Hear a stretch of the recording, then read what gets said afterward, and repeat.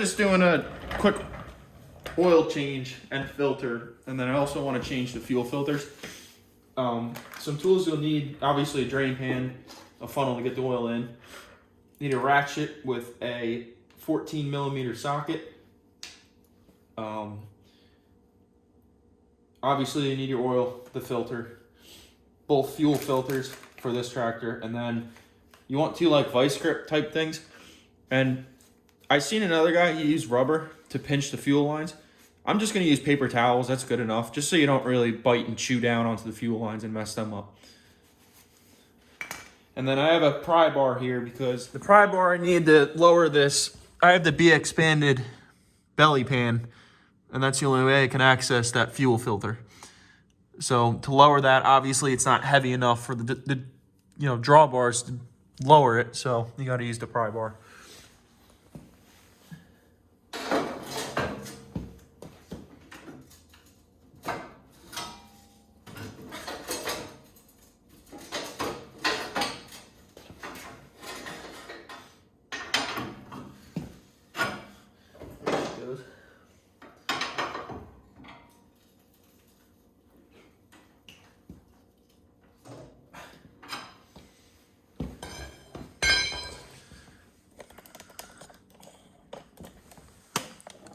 So I got that lowered now.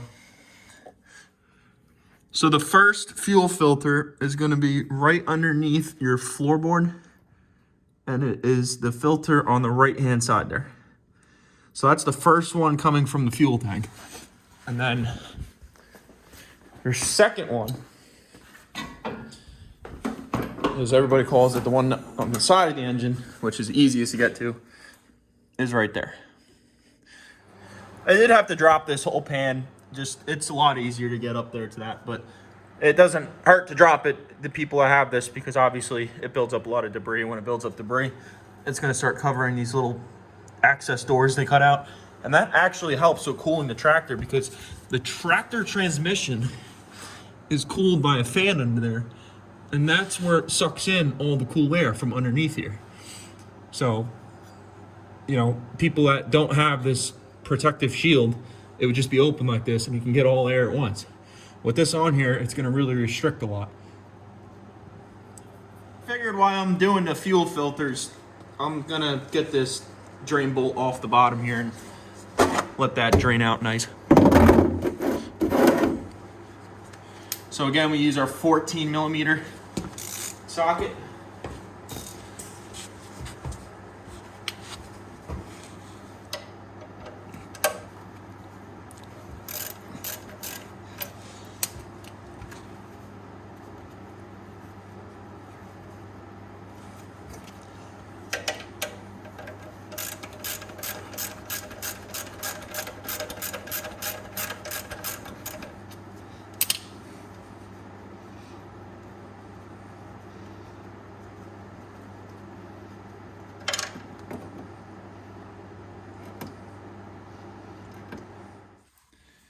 I didn't mention at the start of the video, but there's bolts that hold there was bolts for a bracket that hold on this fuel filter, and that will be a 10 millimeter socket. So you want to start with taking those off.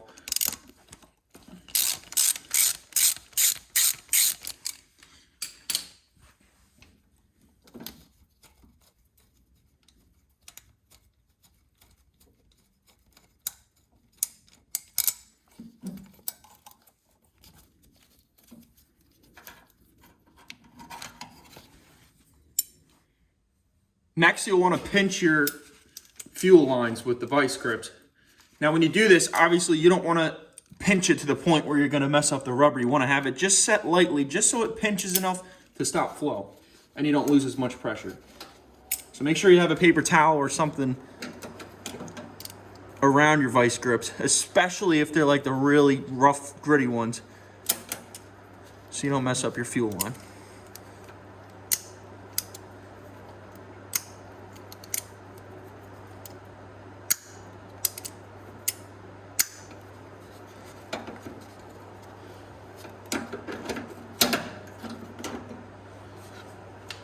Now you want to put one on each side. This side is coming from the back, from the fuel tank.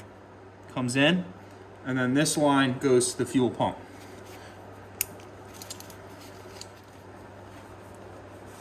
Once you have your fuel lines pinched, you now want to take the fuel line clamps off of the fuel filter inlet. So what I like to use, I have a pair of like needle nose pliers, but they're bent.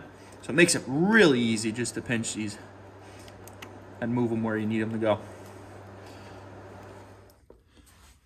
I've seen a guy on YouTube use a screwdriver to like start the fuel line, because obviously these are really tight on there. They're not like an MTD mower or anything. It did work to start it, but once you get enough of a gap, you can just pull it off. You want to like do a little bit of a twist to it, and you hear it make like a funny squeaking noise. And that'll pry it right off. There you go. These fuel filters are directional. They do have arrows on them. There's one right there. I don't know if you can see it on the camera. Actually, I can make you see it on the camera. Maybe not. Yep, there it is. So they are directional. And like I said before, the fuel is... Let me place my lighting. Okay, so now you want to reinstall the new filter. Start with the fuel line coming from the fuel tank first and slide that on. Again, take note of the direction on the fuel filter because they are directional fuel filters. And then connect it to the line going to the fuel pump. And watch when you connect it to the fuel line going to the fuel pump, because if you get dirt or any contaminants in there, that's going straight into the injectors. So take extra caution where that fuel line goes. Now you're going to reinstall your fuel line clamps. Make sure they're set all the way up against the fuel filter. Once you have that all clamped down, then you're free to release your clamps on the fuel line. Now you want to reinstall your bracket that mounts to the engine that holds the filter.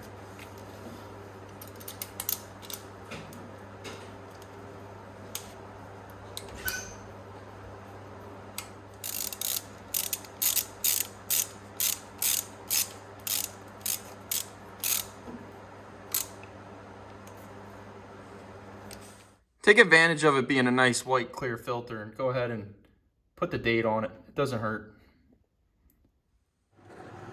So it's hard to get the camera under here when I was taking this filter off, but this is the rear filter, or the first filter from the fuel tank. So it's basically the same setup, but this is all said and done. I just got to clip that zip tie and bolt down that bracket quick back there. Now that I got the drain plug back on, go ahead and do the filter.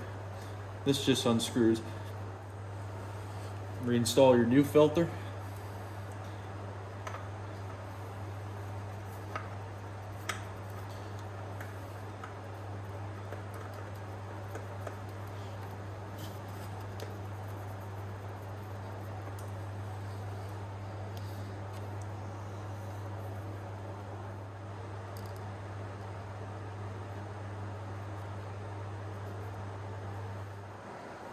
And now we can fill the crankcase. There's a fill cap right on the top here.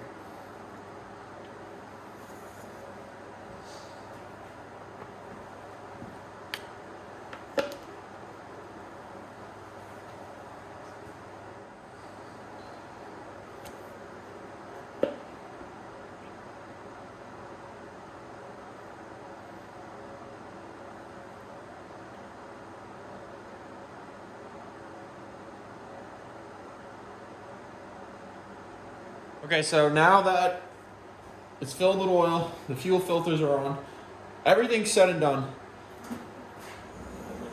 you have to prime the fuel system, reprime it. So to do that, you'll just turn the key to the on position, and you hear the pump go. And you want to just leave the key on for 30 seconds. Then you're going to shut the key off after having it just on for 30 seconds. And now you want to start it actually and let the tractor motor run for 30 seconds. And then shut it off.